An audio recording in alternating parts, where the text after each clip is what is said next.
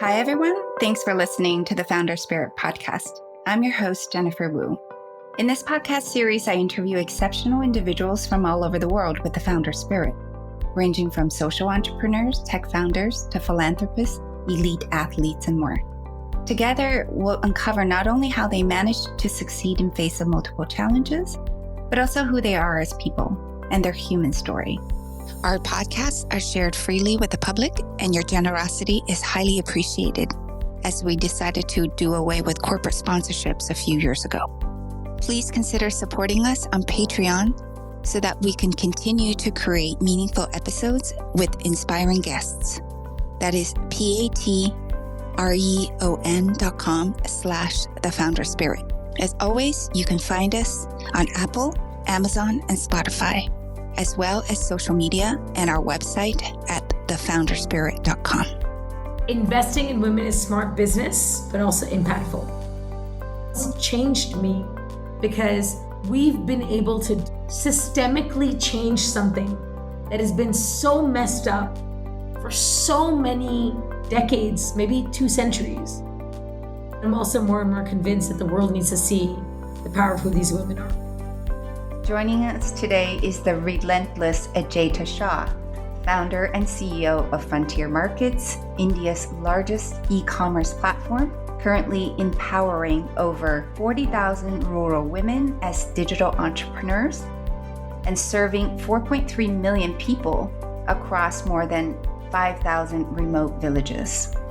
With over 2 decades of experience driving systemic change in rural India, Ajaita is a global leader in gender inclusion and impact investing with the Shilis Bharat Initiative. Founder and president, Frontier Innovations Foundation, her vision is to empower 1 million women entrepreneurs by 2030, impacting 50 million households and unlocking $1 billion in rural commerce.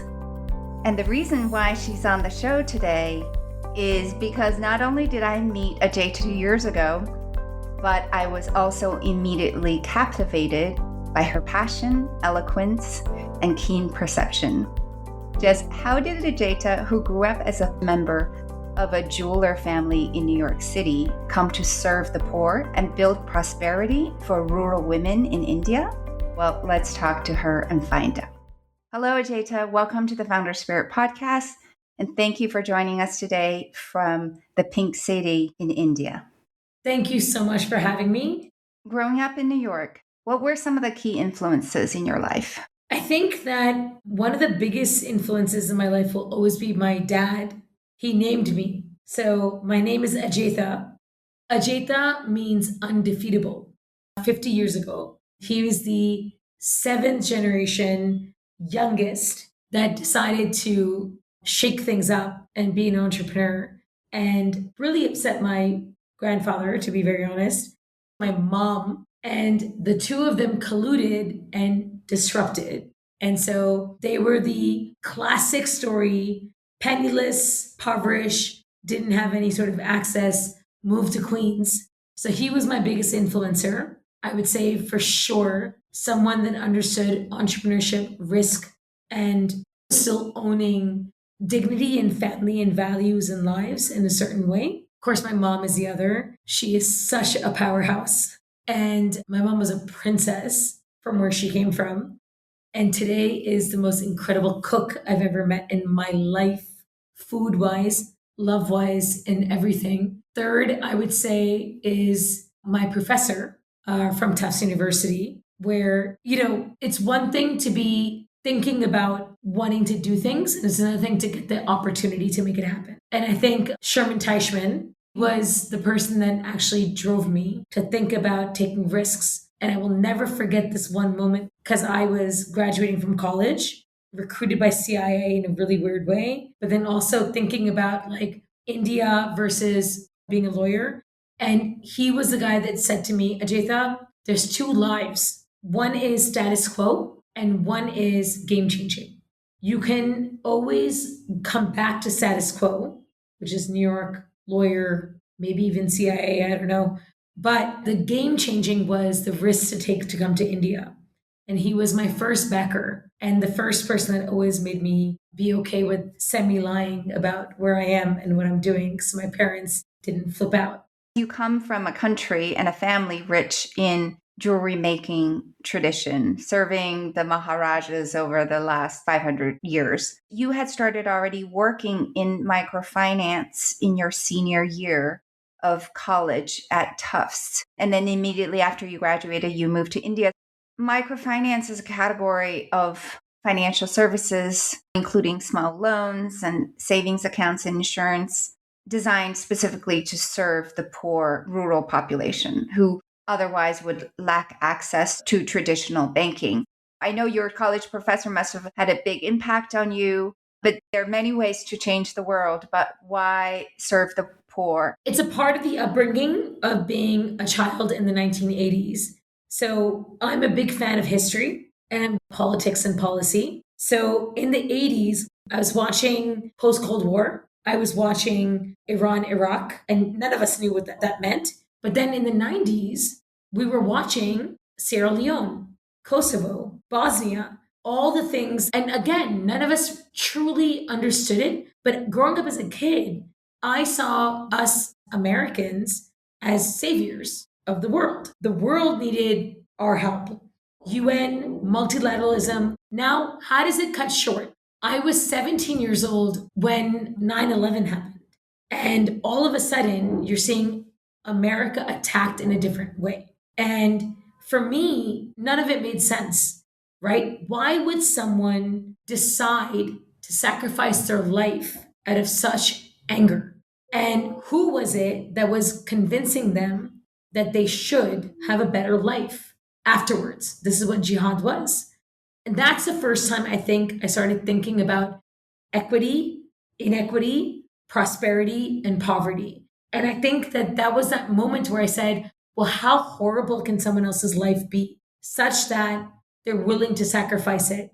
So when I went to college, I got a chance to dig deeper. Politics of fear, politics of prosperity, politics of greed. And I recognized that fundamentally, if we want to live in a world where we never have to worry about losing people because of, let's just say, a lack of understanding of how the world works, we have to recognize that we're tiny. The world is much larger. And in this larger world, you're talking about 7 billion people that are fundamentally not equal. So, how did I get to India? I had this amazing, amazing mentor. Her name is Dr. Aisha Siddiqa, and she inspired me so much to go own your understanding of what does it take for you to become a true leader? It's people, it's politics, it's perception, but it's also culture, history, and identity. And she was like, why are you not recognizing that this is the connection? When you speak the language, you understand the culture. What triggered me was I wanted to ensure that I have a role to play that more 9/11s don't happen. So, microfinance, Tufts University, we have some amazing people, Pierre Midyar, eBay. We have Vikram Akula, SKS Microfinance. And I said, let's try it. Honestly, Jen, it was supposed to be like a 10-month experiment. Lied to my parents. And I was like, but I'll look great. I'll get into the best law schools. But it changed my life. I realized how complicated these issues are. Politics, policy, people, and things. And it's complicated. What inspired me to stay back into microfinance was that I thought the model was brilliant. Give women money, they'll change lives around them. And they did. I saw it.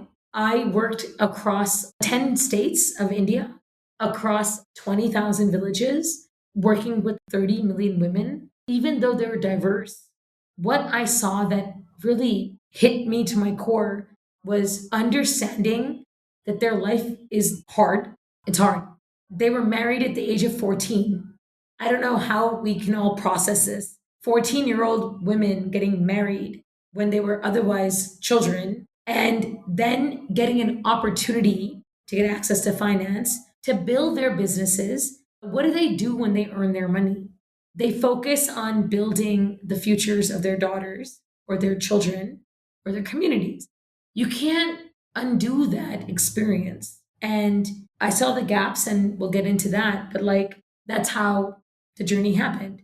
I believe social business as microfinance was smart beyond belief. I will always give credit to Muhammad Yunus. He is the brilliance of what made it happen. I was so lucky to learn under him, under Shamit Ghosh. They helped me understand what it means to build business, purpose, and opportunity. About 15 years ago, you founded Frontier Markets in 2012. Ajaita, do you recall a decisive moment where you felt called to Yes. build your own venture? And at that time, you've only worked, I guess, 5 or 6 years in the field. I don't want to diminish that by saying 5 to 6 years, but I wanted to just better understand the moment where you felt, okay, this is what I'm going to do, regardless, that I'm young, that I'm only 26, coming from America. Was there such a moment? Please tell us. Yeah, I was very lucky to have the experience that I did. To your point, my 5 years for any other normal person would have been 25. It was really intense. And I had the opportunity, but also shock reality. When I say in depth, I mean in depth. Like I was living in these villages, staying at people's homes, watching and witnessing what I thought was idiocy. Because why should someone not have access to electricity? Why should someone not have access to finance? Why are they not being seen? They feed the country. And why are we not understanding the power of these women versus us always talking about why they are poor and we need to help them? And this is where I just learned so much in that time, intensely, physically with them. When I was in microfinance, I had an interesting job. So I wasn't just talking about giving people loans, I was talking about thinking about all the other reasons why a financial product is not enough. You have to think about the vulnerabilities. If someone wants to buy, for example, a sewing machine and they got a loan, if they don't have electrification because they only can work that sewing machine at night and there's no light bulb, they're not going to be effective.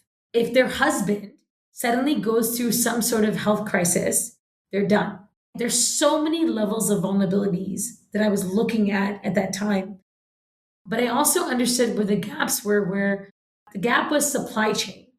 The gap was truly understanding the needs of people, because if you're product centric, you're obviously going to push a solution. And I went through failures and successes. And what triggered me to make Frontier Markets, to answer your question, I will never forget this story in my life. I was in a very small village in an area of Karnataka, South India, where I was meeting the village leaders at night, and it was dark. So we're having a conversation. All of a sudden, I am hearing shrieks and yells in this insane way, like banshee style. And to the level where I'm like, oh my God, what is going on? Now, these guys, they get up, they're running. I don't know where I'm going. There's no lights in that village. And I'm running. I fell 4 times. What is the story? There is this widow who has a small child, and she lives in like a really small shack. And her child wanted water. And because you're a widow, you don't have a community around you. So she's like, I can't hold my child. It's dark. I can't see anything. And I can't also get the bucket back. So she was like, I'm going to leave the child with the kerosene light so that he has light, so he doesn't feel like he's alone.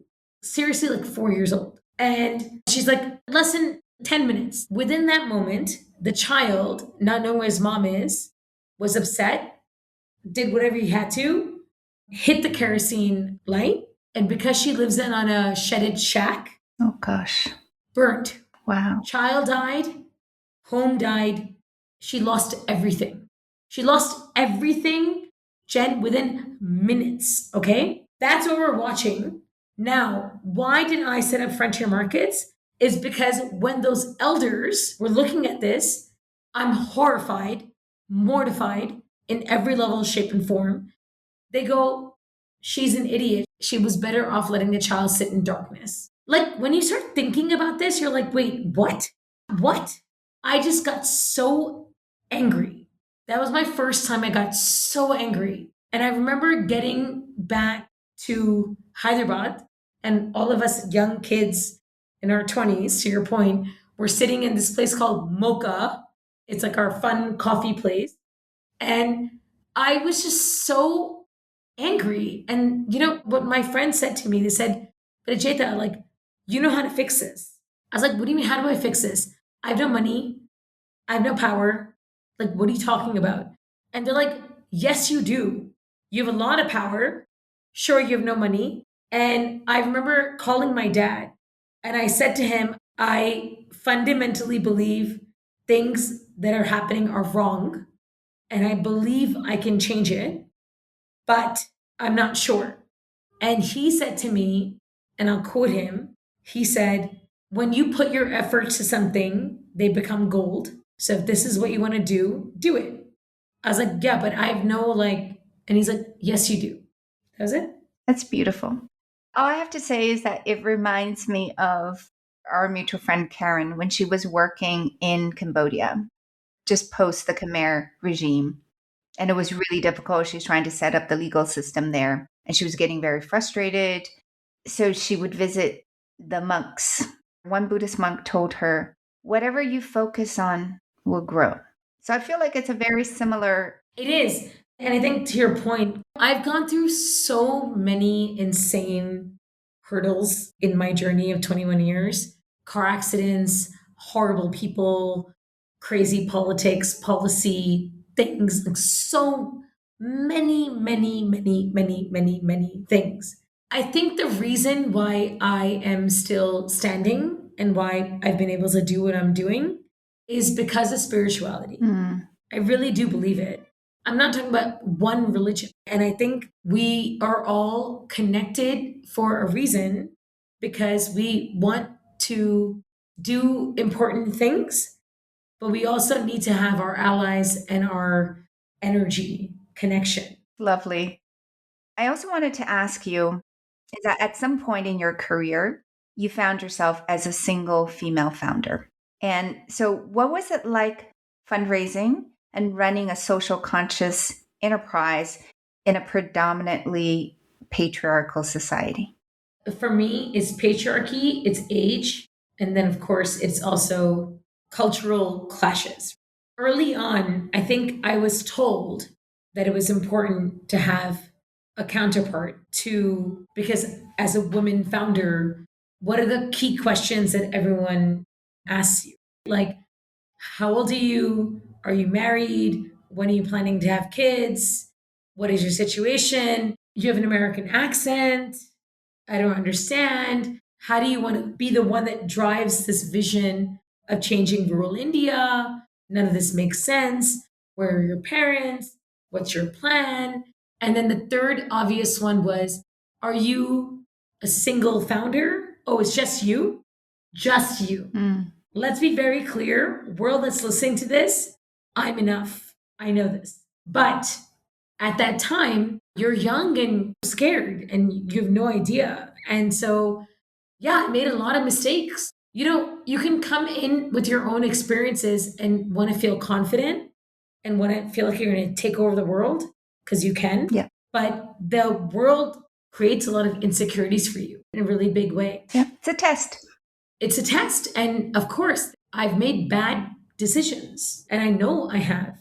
I brought in a founder or a co founder because back then I had no idea. I didn't even understand what it means. What is the difference between being a CEO versus a founder? Because the world will not know that your co founder is not equal. And then, second element of that is then understanding that when you're young and you have an American accent, like I will never forget the first time I was in front of the judges to win the award. They were like, Ajita, please talk about your background before you talk about your story of your pitch of frontier markets. We need to know your background because no one could imagine this American girl who is having this accent, who is pitching on wanting to change rural India. It was an interesting moment, right? All men in the room.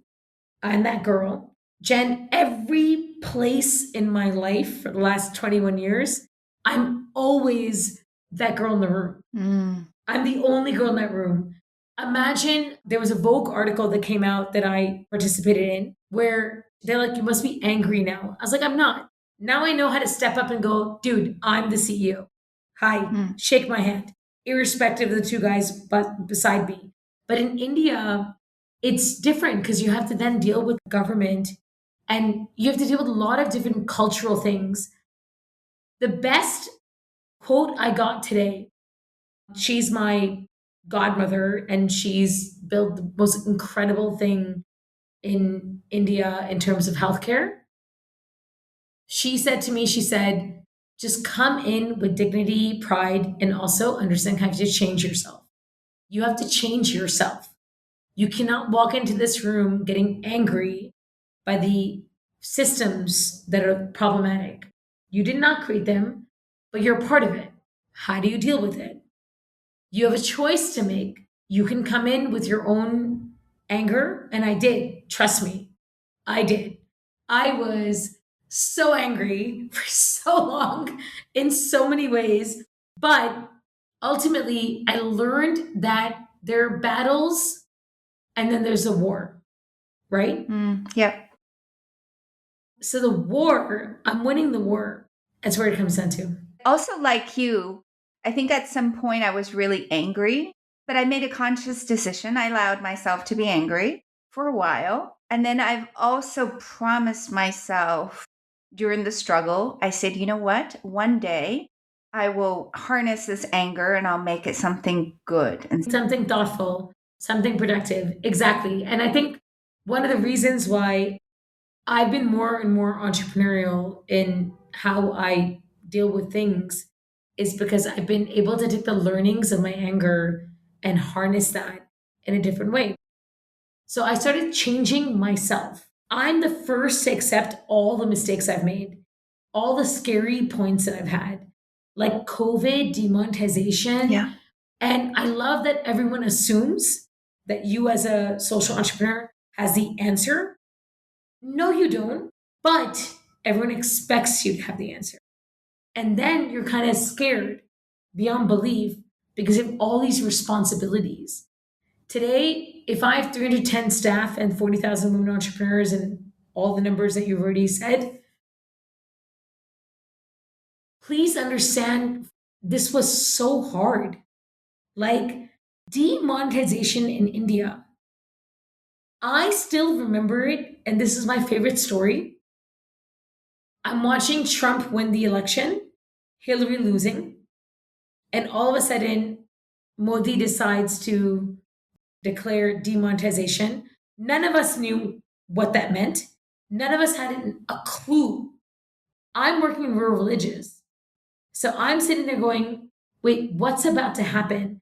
Please understand, rural women, rural people were putting cash under their like mattresses.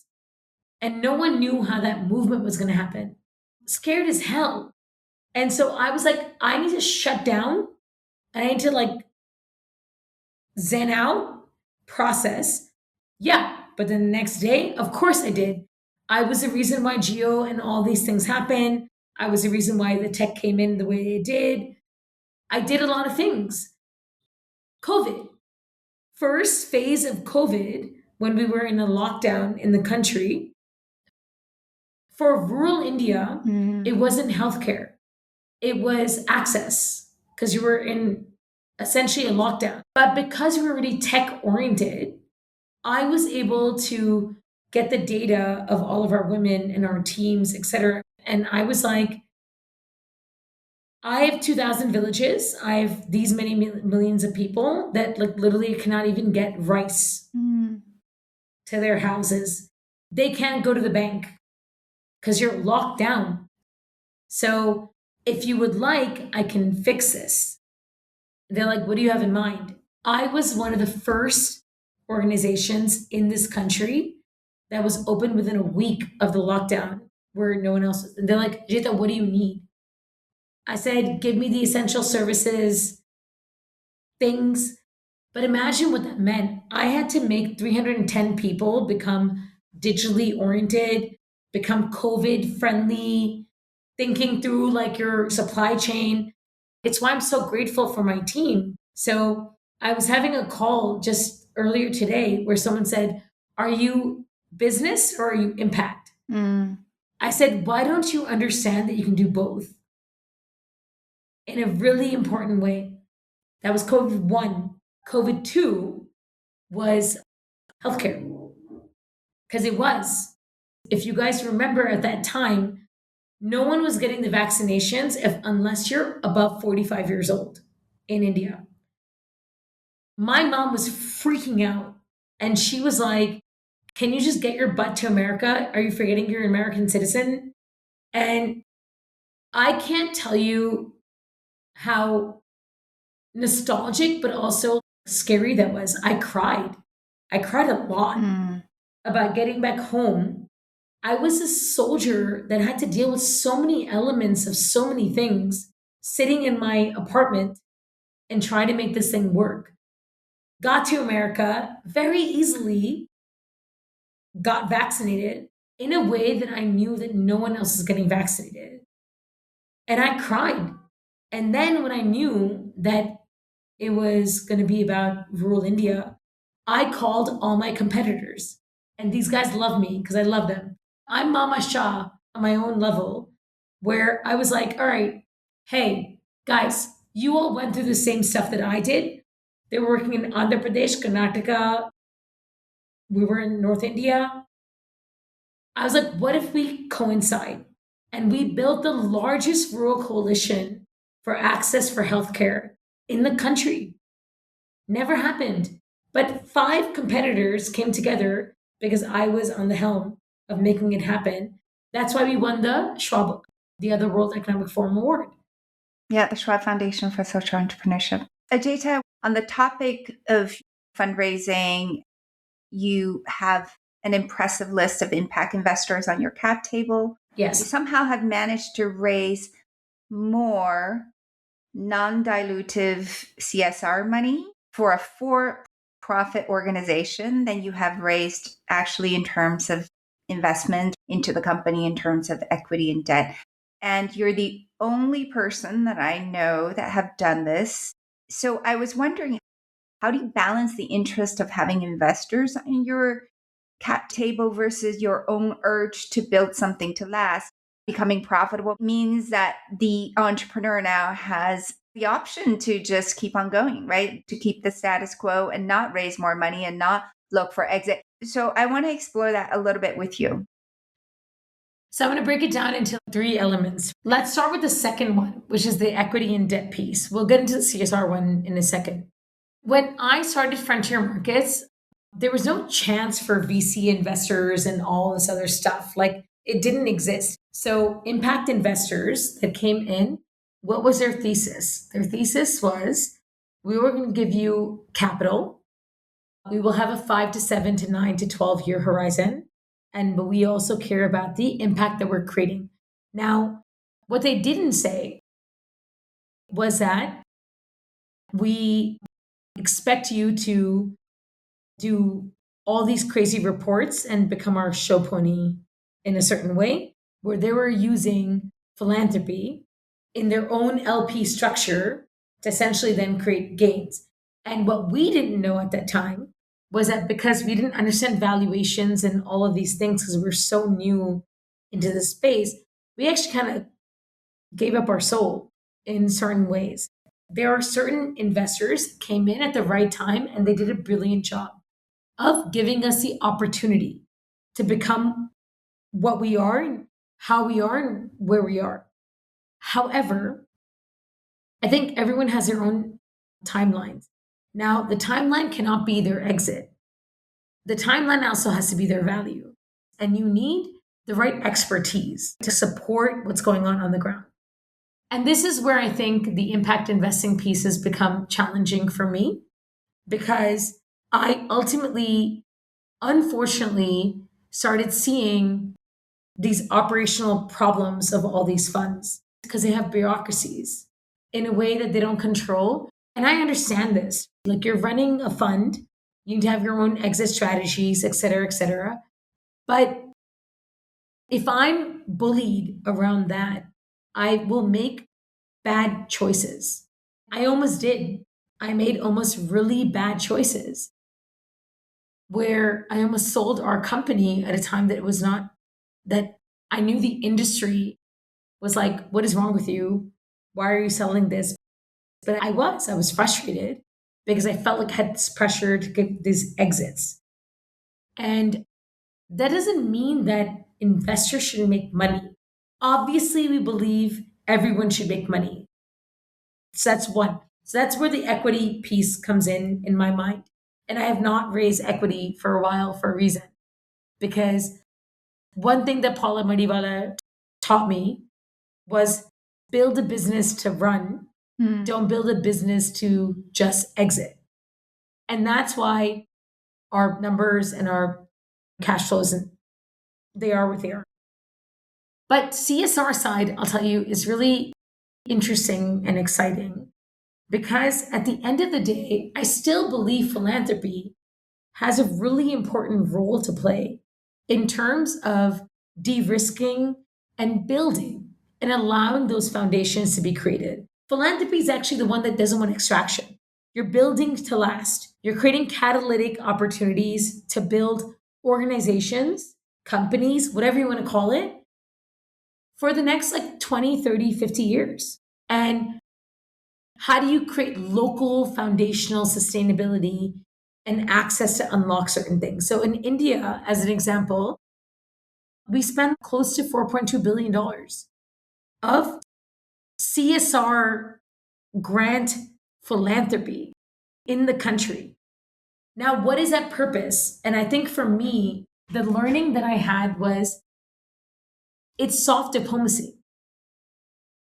And it's also an ability to be able to leverage to then unlock what is required.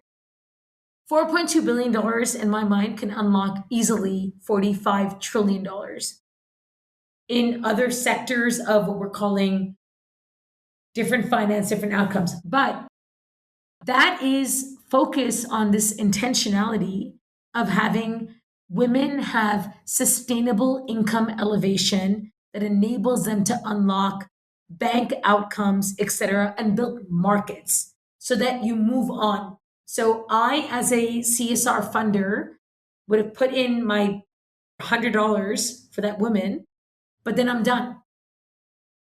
And because of my investment, that woman has unlocked 500 to 1,000 and it's getting rotated, which is where I think the hybrid is coming in. That is what we unlocked. So we started seeing the pain points of these funders that basically were like, well, I want to see outcome, I want to see growth, but I'm frustrated because I don't know if I can trust that the organizations I'm working with will get the outcomes.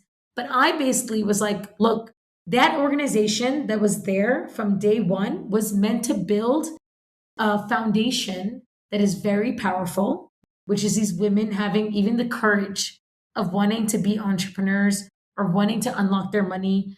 I'm not doing that. They did. So you have to understand that we're building off of that foundation. So if that's your shift, and that's where I think CSR is important. And then in terms of extraction versus philanthropy, this is why I'm so excited about No End. And this is why I'm excited about what you're building as a platform, because I do think that there is an opportunity for all of us to think about what the future holds. Frontier Markets is going to go IPO next 3 years. Why is IPO important? IPO is important because it enables us to continue our work.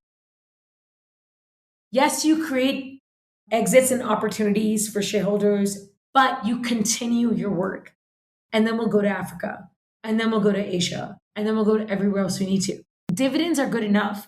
Extraction, in my mind, is what throws off so many elements of how a social entrepreneur should think about things. So, as mentioned, Frontier Market is India's largest e-commerce platform, enabling last mile market access powered by technology and women. You are essentially unlocking this critical last mile market access for rural customers through your digital savvy rural women entrepreneurs, which I'm sure that you had to train very diligently. And what really struck me browsing through your website was your corporate values, their dignity, their inclusivity with the gender lens, sustainability, and shared values, all of which you have already talked about on the show. But I was wondering, now you have a team of 40,000 women, rural women, as the digital entrepreneurs that's delivering your products and services. How do you ensure that you build a corporate culture based on these values with such crazy growth right now in your company? Yeah. I have some joy in saying that I'm just the face now or the voice now, but actually, our senior leadership team that is with me is about 15 people, each of them coming with their own incredible, unique experiences of at least 20 years of working in rural India. And when we came together and we designed our process, our value system is what was the most important element of this. So every field staff to every Saheli, like Jen, to be very clear, I created the first 250.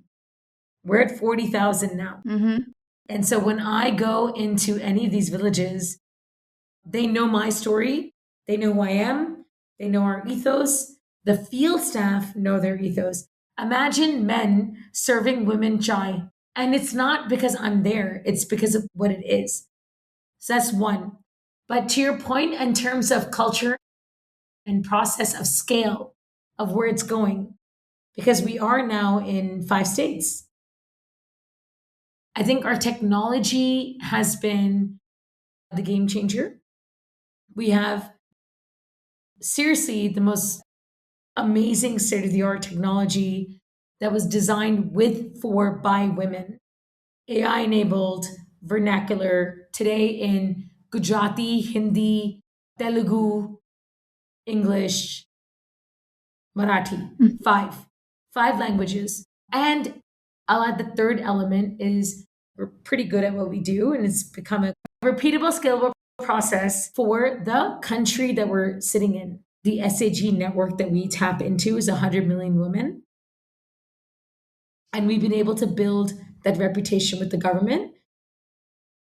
It's a pretty cookie cutter model that allows us to scale where our verticals are. I would say one is bring CSR to go into a new state, because the first 6 months, you do have to find the right woman, now easier than ever, build her capacity, unlock her and then build that e-commerce piece. But we've been able to do this now quite well. Mm-hmm. We have a contract now with the Andhra Pradesh government where we will literally create 100,000 women entrepreneurs just in their state. In Gujarat, I'm going next week to create another 100,000. Great. And now I want to shift a little bit on the impact side of things. I recently listened to two of your fight chats between one of your brand partners, which is Microsoft, and Artha Impact, and the two Sahelis, which means girlfriend Hindi. So, what really stood out to me was how much impact that you had on these women. I think we're often looking at metrics that are data oriented and overlook some of the soft metrics. But by increasing the average income of these women from $2 a month to $50 a month after a year, which is, incredible. It's a 25x. So with that, not only are you pulling them out of poverty, but you're also upholding their dignity. Like these women are like, hey, I matter.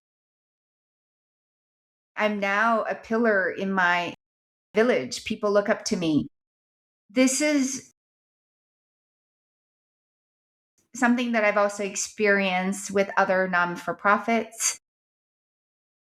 As mentioned, I sit on the board of Global Fund for Widows. That was my episode 1, Heather Ibrahim Leathers. And so when you talk to these women, yes, when you look at the numbers, it's a 5x lift in terms of their income, household income from year 1, year 2. But actually, what they're saying is, you gave me my dignity back. That is the most important. I'm no longer living on the edge of society. Now, because I have this increase in my monetary wealth, actually the deeper impact is more on the soul, which is they become confident, they know that people care, that they matter to society.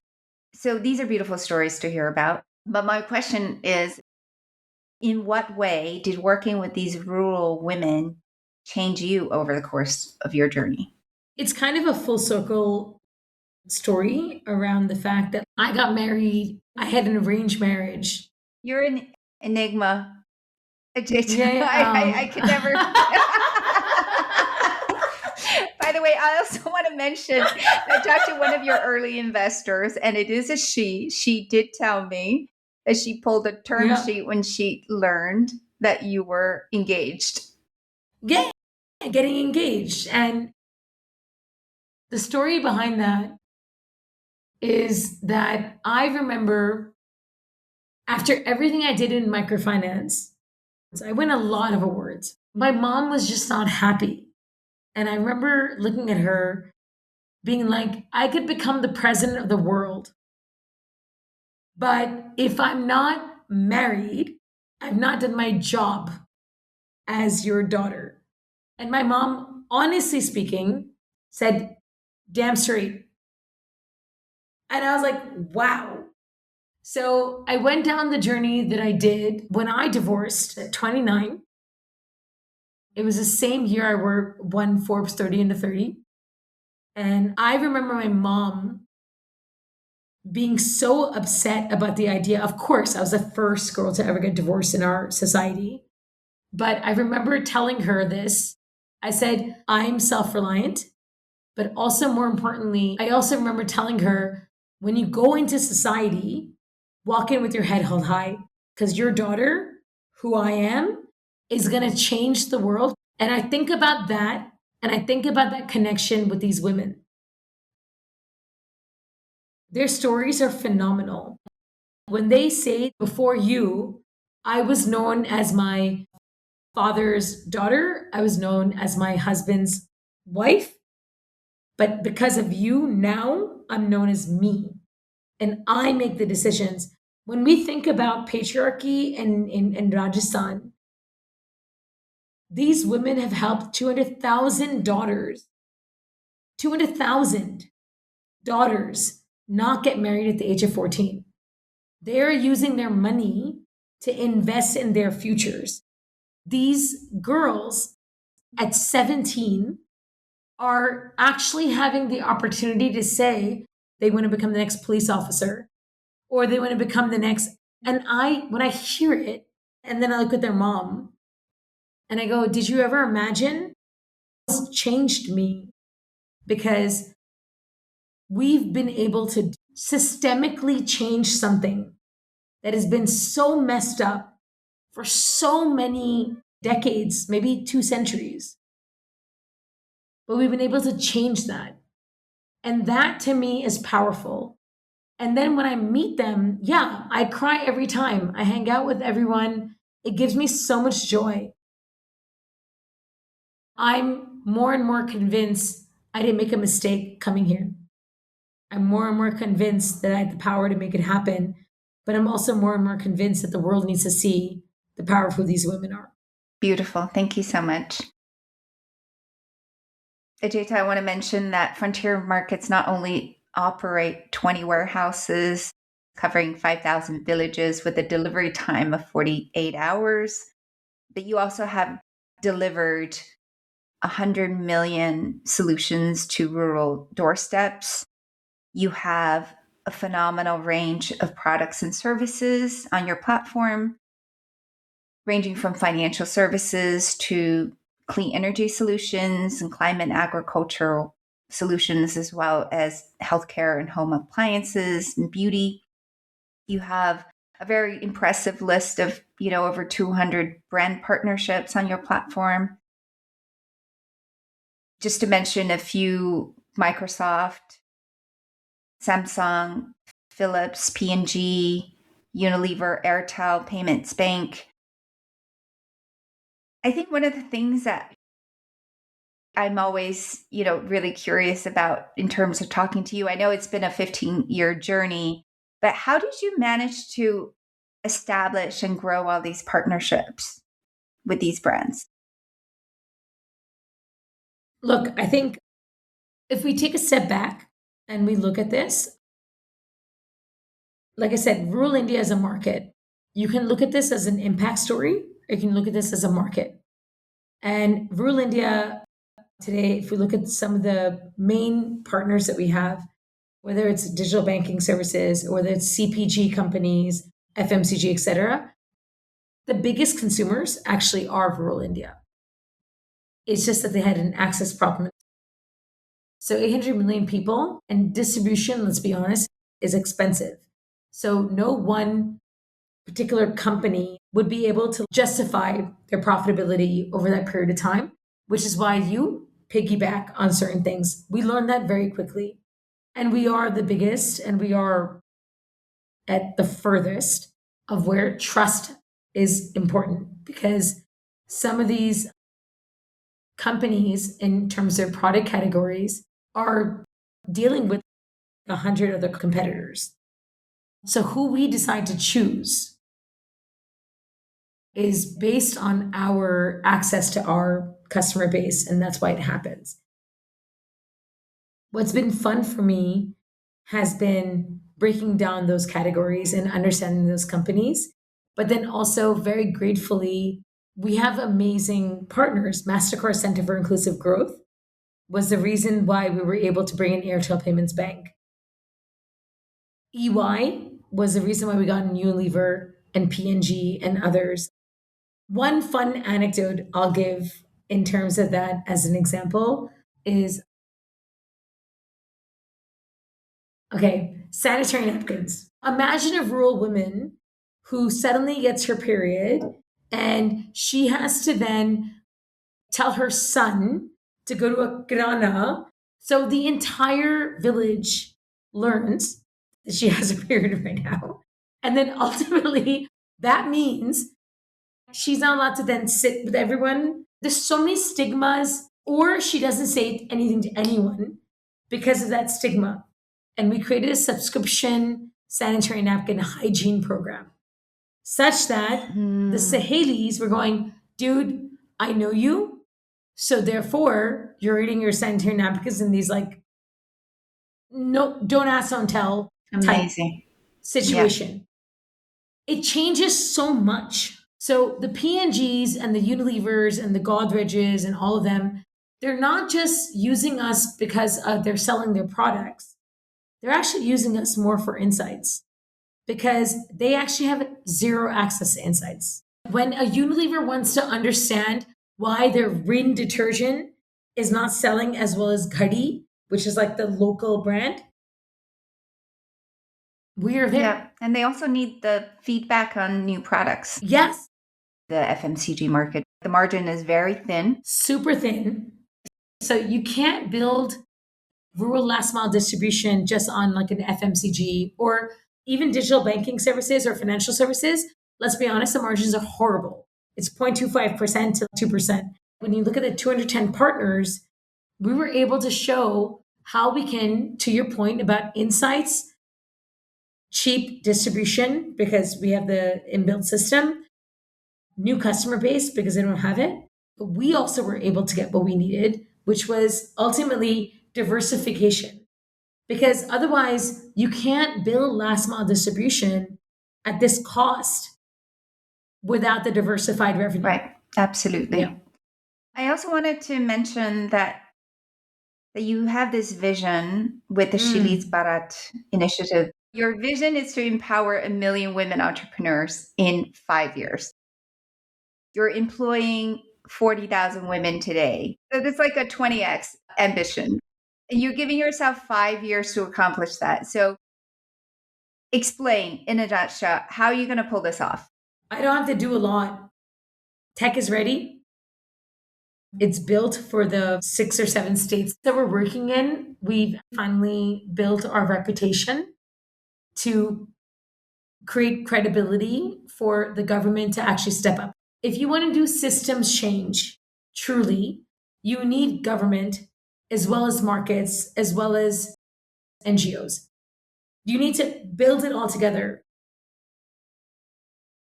We've been able to do that. We are in Gujarat, we are in Rajasthan, we are in Uttar Pradesh, we are in Andhra Pradesh, and we are also in Maharashtra. 5 states. Now, for the audience, please understand that represents literally more than half the population of this country. And now, infrastructure wise, as we talked about earlier, honestly, it's not about the politics of the government, it's the policy. India created the National Rural Livelihood Mission a long time ago. It's been around for decades.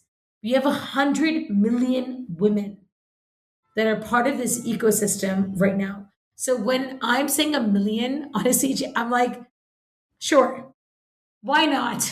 Like, and the thing is that we are so grateful for the fact that people are seeing us now. They're seeing us, they understand our model. Yeah, we've signed some incredible partnerships with these states. All of them are asking us to create like 100,000 women entrepreneurs in their area. Why can I do it faster? Is because faster than I have the 40,000.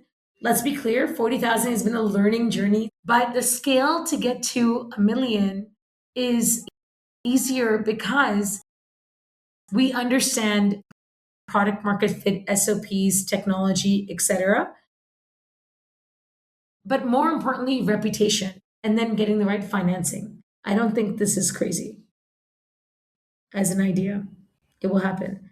Excellent. Ajaita, I still have so many questions for you, and I know that we can talk for hours and hours, but I'm going to make the rest of the question rapid fire, which means you can only respond in a few words. So let's go. Ready. Ajaita, on International Women's Day last year, you were one of 7 women who took over Prime Minister Modi's social media account to mark the achievement of women in India. So congratulations, and I think it's more than well deserved. Can you tell us what you posted on his social media account? I talked about his leadership and I talked about our work. And for that, you received a lot of media attention and coverage in India. How do you remain humble and stay grounded in navigating such public visibility? I was just say this in one word. Like, that's not fair. A few words. I was like, girl. That's it. You already said okay. I'm like, okay.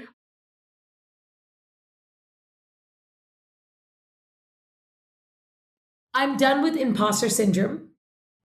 I recognize why we should be showcased. My voice is not my voice, it's everyone else's voice. I understand my responsibility, and therefore I take it with like a different lens of power because I'm representing other voices. That's what grounds me always.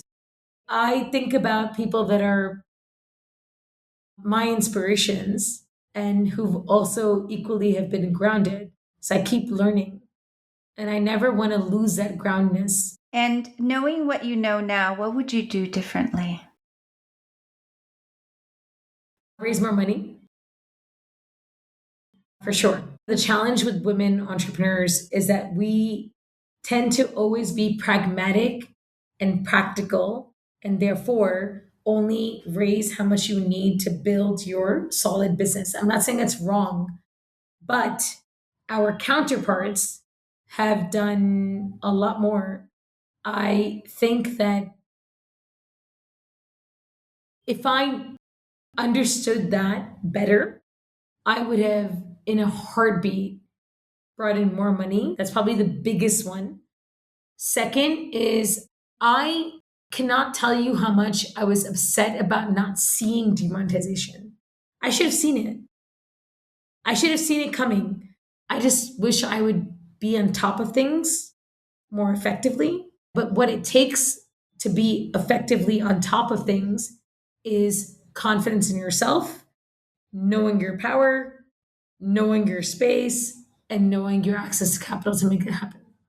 What do you still hope to accomplish professionally? Will there be a chapter beyond Frontier Of Markets? course. 2 words. Global inspiration. Beautiful. And what would you like to be remembered for?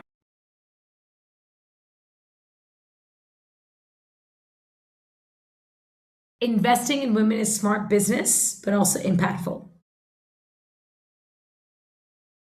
What is our common goal, or what should our common goal be? A coalition creation and alignment so we take our power to the next level. And known as the Pink City, was it like to live in Jaipur? It's the hub of culture and grounding of where I come from.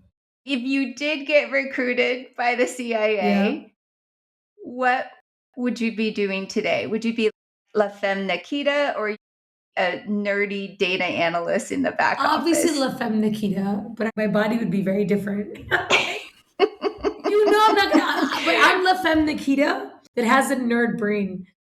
For everyone who's listening, you can check out Frontier Markets online at www.frontiermkts.com. One word.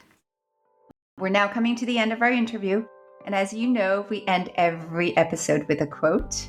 And for this episode, we have a Jain philosophical aphorism, commonly accepted as the motto Jainism, one of the world's oldest spiritual and philosophical traditions, originating in India, dating over 2,500 years ago. So this is where I test out my Sanskrit. Parasparo pagraho javanam, which loosely translate into souls render service to another, or mutual support is the essence of life. It emphasizes the philosophy of nonviolence and ecological harmony, which the Jain ethics and doctrines are based. And I picked this also because it reminded me very much of a similar concept in Buddhism called interbeing, where everything and everyone is connected and interdependent, from the plants to the animals to the rocks to the water. So thank you so much, Ajaita, for coming on the show today. And with that quote, I wish you all the best in continuing your journey of servant leadership and working with and for rural women in India. And I wish one day that your father can bring all his diamonds and Sherlock's will become one of the brand partnerships that you have. Can I give my own closing? You are hands down, in my mind, maybe one of the coolest people I've met in a while, because of your thoughtfulness, your passion, your dignity, and your vision.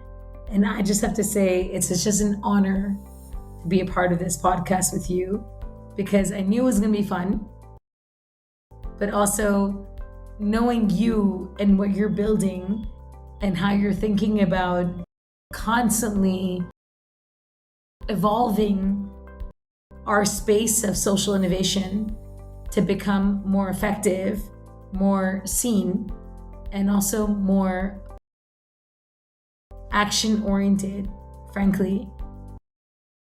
That's why I think this is the coolest podcast I've been a part of in a while. So thank you. Thank you so much, Ajaita. Thank you for joining us today. Our podcasts are shared freely with the public, and your generosity is highly appreciated, as we decided to do away with corporate sponsorships a few years ago. Please consider supporting us on Patreon so that we can continue to create meaningful episodes with inspiring guests. That is patreon.com/thefounderspirit. As always, you can find us on Apple, Amazon, and Spotify, as well as social media and our website at thefounderspirit.com.